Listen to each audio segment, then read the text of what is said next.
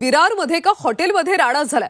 भाजप आणि बवियाचे कार्यकर्ते भिडलेत। भाजपच्या कार्यकर्त्यांकडून पैसे वाटप होत असल्याचा आरोप बवियाने केलेला आहे। आमदार क्षितिज ठाकूर यांच्या कार्यकर्त्यांचं हॉटेलमध्ये घुसून राडा केलाय। भाजप सरचिटणीस विनोद तावडे कार्यकर्त्यांचं बैठक घेत असताना क्षितिज ठाकूर हॉटेलवर आले आणि त्यांनी गोंधळ घातलाय। सध्या परिस्थिती नियंत्रणात असली तरी बविया आणि भाजपच्या नेत्यांमध्ये वाद सुरू आहे।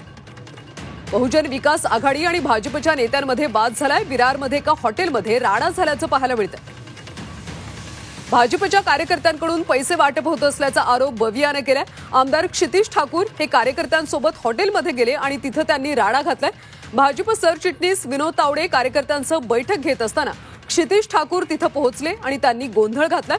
दरम्यान सध्या परिस्थिती नियंत्रणात आहे, मात्र बविया आणि भाजपच्या नेत्यांमध्ये वाद सुरू असल्याची माहिती आहे।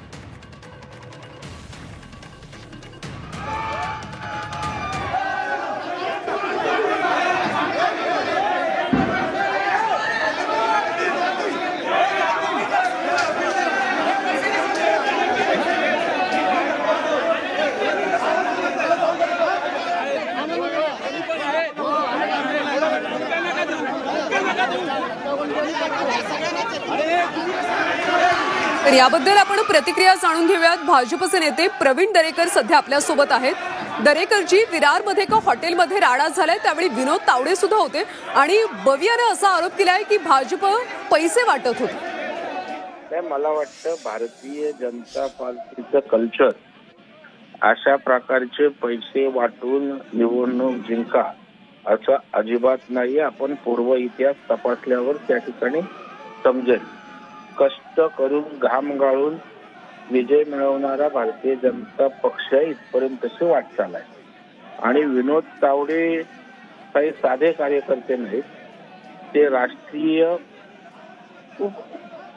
सरचिटणीस पक्षाचे त्या ठिकाणी आहेत आणि त्याच्यामुळे ते जाऊन पैसे वाटतील, पाकिटं वाटतील अशा प्रकारचा आरोपच त्या ठिकाणी हास्यास्पद मला त्या ठिकाणी वाटतो।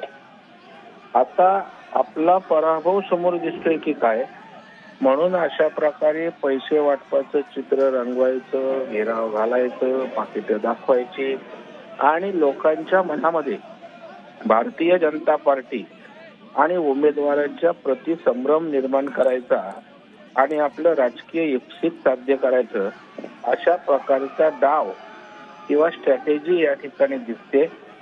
तावडे राष्ट्रीय सरचिटणीस आहेत, ते एका विधानसभेत हॉटेलमध्ये बसून पाकिटं वाटतील असं बोलणंच त्या ठिकाणी संयुक्तिक किंवा त्या ठिकाणी आधारहीन वाटते।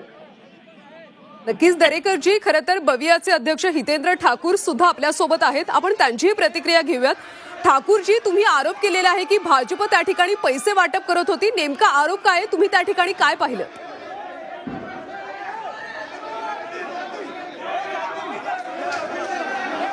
दरेकरजी, मी परत तुमच्याकडे येते। खरं तर अशा पद्धतीनं आमदार क्षितिज ठाकूर यांनी आरोप केलाय, या सगळ्या प्रकरणी तुम्ही काही तक्रार दाखल केली आहे का? नाही, आता त्या ठिकाणी नेमकं काय चाललंय मला माहित नाही। विनोद तावडे सक्षम आणि ज्येष्ठ नेते आहेत, ते परिस्थितीचं त्या ठिकाणी अवलोकन करून योग्य ती कार्यकर्त्यांना दिशा देतील आणि या प्रकरणात नेमके तक्रार करण्यात किंवा पुढच्या ज्या काही कार्यवाही आहेत ते त्या ठिकाणी ते करतील। त्याच्यामुळे मी त्या ठिकाणी काही मार्गदर्शन किंवा गाईड करण्याची आवश्यकता असं वाटत नाही। दरेकरजी, खरं तर कालपासून सकाळपासूनच आज आपण बघितलं तर अनेक ठिकाणी भाजपवर, महायुतीवर आरोप केला जातोय की तुमच्याकडून पैसे वाटले जात आहेत, याचा तुम्हाला निवडणुकीत फटका बसेल का, नेमकं काय वाटतं? नाही, आपण बघाल की लोकसभेच्या वेळेला अशा प्रकारचे आरोप, खोटे नॅरेटिव्ह, परसेप्शन त्या ठिकाणी करण्यामध्ये ते यशस्वी झाले आणि त्याचं थोडंफार यश त्यांना महाराष्ट्रात मिळालं। परंतु आता त्यांचा उद्या होणाऱ्या निवडणुकीमध्ये पराभव स्वयंस्पष्ट दिसतोय। महाराष्ट्रातील जनतेनं महायुतीच्या बाजूनं त्या ठिकाणी उभं राहण्याचा निर्धार केल्याचं सर्वदूर महाराष्ट्रात चित्र आहे आणि मग अशा वेळेला आता काहीच नाही, मुद्दे नाहीत, विकासाचे नाहीत, टीका करून आपण ह्यांना जनतेच्या मनामधनं त्या ठिकाणी उतरवू शकलो नाही। मग आता दगडफेक अनिल देशमुखच्या गाडीवर कर, पैसे वाटल्याचा आरोप कर, अशा प्रकारे जे भारतीय जनता पार्टीच्या स्वभावात नाही, चारित्र्यात नाही, त्या गोष्टी लावून त्या ठिकाणी शेवटचा आज आणि आजची रात्र काहीतरी करता येतंय का, हातात मिळवता येतंय का, अशा प्रकारचा केविलवाणा आणि दुर्दैवी प्रयत्न या ठिकाणी महाविकास आघाडीच्या माध्यमातून होताना दिसतोय. दरेकरजी, या सगळ्या प्रकरणी तुम्ही तक्रार दाखल करणार आहात का, पोलिसांकडे जाणार आहात का, पुढची भूमिका काय असणार आहे? त्या तिकडे स्वतः विनोद तावडे साहेब आहेत, ते आमचे मोठे नेते आहेत, राष्ट्रीय सरचिटणीस आहेत. तिथल्या कार्यकर्त्यांशी चर्चा करून तिथं तक्रार दाखल करणं, निवडणूक आयोगाशी संपर्क करणं, ज्या काही गोष्टी असतील त्या संदर्भात ते तिथे असल्याने योग्य तो निर्णय घेतील.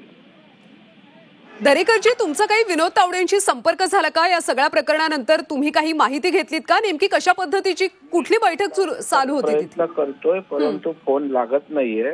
नेमकी वस्तुस्थिती काय आहे हे आपल्याशी बोलण्यासाठी समजून घेण्याचा प्रयत्न करतोय, परंतु तिथे कोणाशी संपर्क होऊ शकलेला नाही, परंतु माहिती घेण्याचा प्रयत्न करतोय. नक्कीच दरेकरजी, धन्यवाद या सगळ्या माहितीसाठी.